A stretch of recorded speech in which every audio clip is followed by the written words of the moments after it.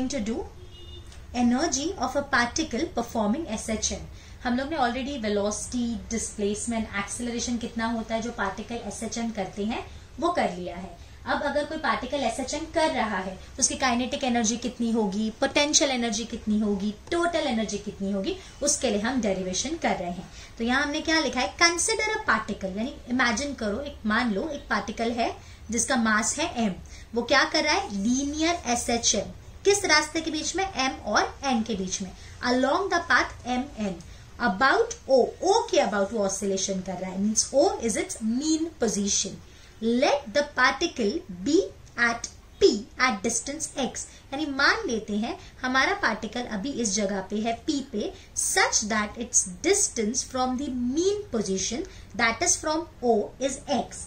तो इस जगह पे अगर आपको पूछा कि इसकी वेलोसिटी कितनी होगी तो हमने वेलोसिटी का इक्वेशन डिराइव किया था, v is equal to omega under root a square minus x square. या वेलोसिटी का आपको एक और इक्वेशन पता है, a omega cos omega T plus 5, ये x के टर्म्स में वेलोसिटी का इक्वेशन है और ये टाइम के टर्म्स में है, बट जनरल वाला equation, neither at mean neither at extreme.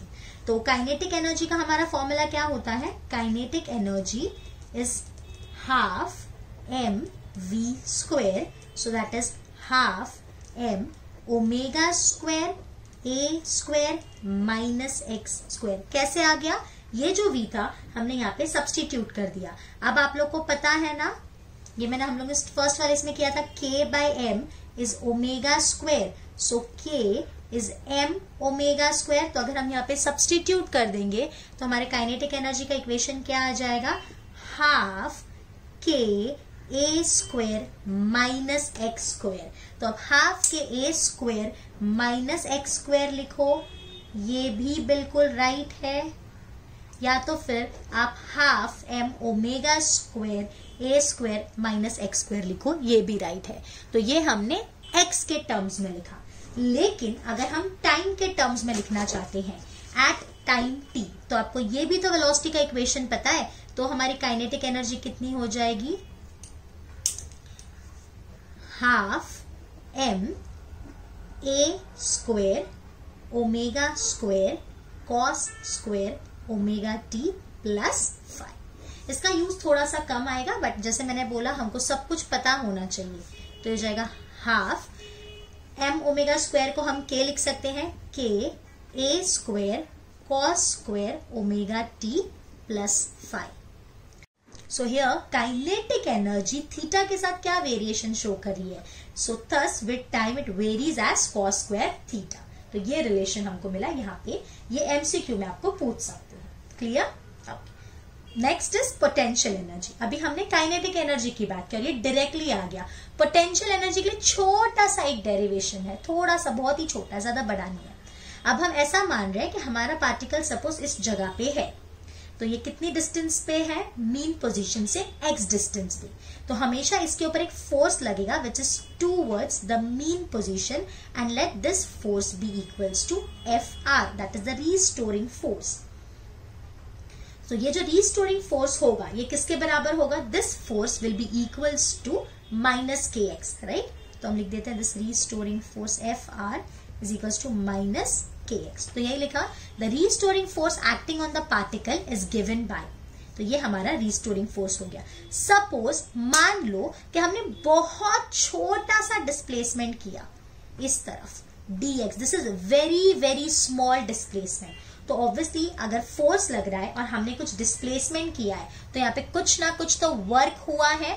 अब that work will be how much, so this work done dw is force into displacement, so that is force Fr into displacement। कैसा displacement है, बहुत छोटा सा dx, लेकिन force और displacement opposite है तो हमने यहाँ पे माइनस ले लेना है। क्यों माइनस आया, बिकॉज दोनों ऑपोजिट है। But dw is equal to Fr, खुद फॉर्मूला क्या है, minus minus kx dx, so dw दिख रहा है आप लोगों को, dw is equals to kx dx. This is the small work done in displacement dx. लेकिन अगर हमको टोटल वर्क डन पूछा in displacing the body from 0 to p, तो हम क्या करेंगे, हम करेंगे integration. So the total work done from 0 to p is w, which is equals to integration dw from 0 to x.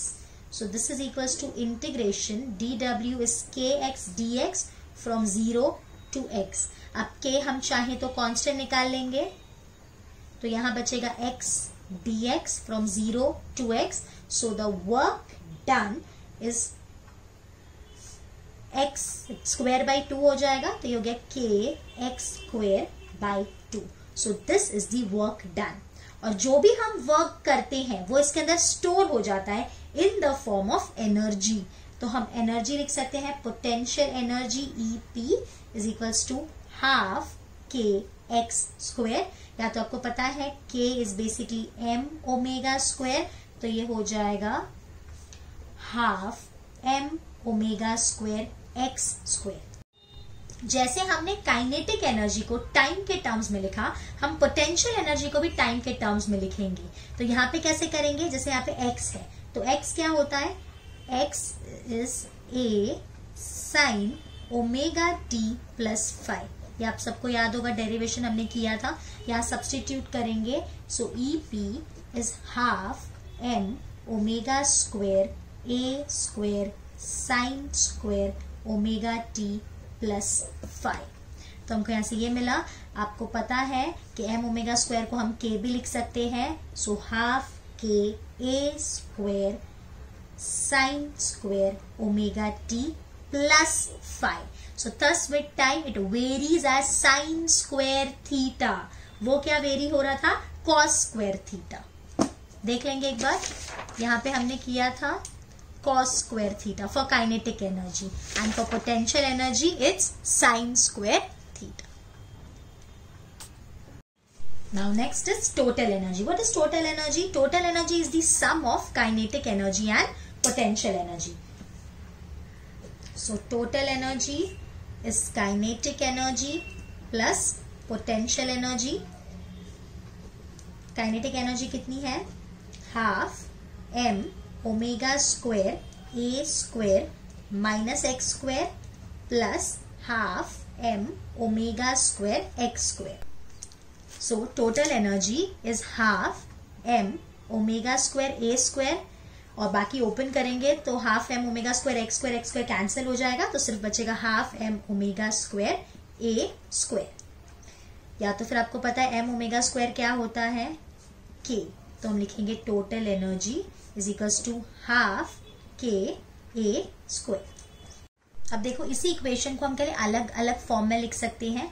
Omega को आपको पता है हम 2 पाई बाई टी भी लिख सकते हैं, या तो ओमेगा को हम 2 पाई n भी लिख सकते हैं. तो टोटल एनर्जी का फॉर्मूला हो जाएगा half m 4 pi square by T square a square. कैसे लिखा, ये ओमेगा की जगह 2 पाई बाई टी डाल दिया. या तो फिर total energy is half m, omega की जगह हम ये भी तो डाल सकते हैं, तो 4 pi square n square a square. Is it clear? Thus total energy is directly proportional to mass, directly proportional to omega square, directly proportional to amplitude square, inversely proportional to time square and directly proportional to frequency square. तो यहाँ पे वही लिखा है, directly proportional to mass, directly proportional to the square of particles amplitude, directly proportional to square of frequency. Force constant को भी directly proportional है, because force constant is what? It is nothing but k, and inversely proportional to the square of period. Is it clear?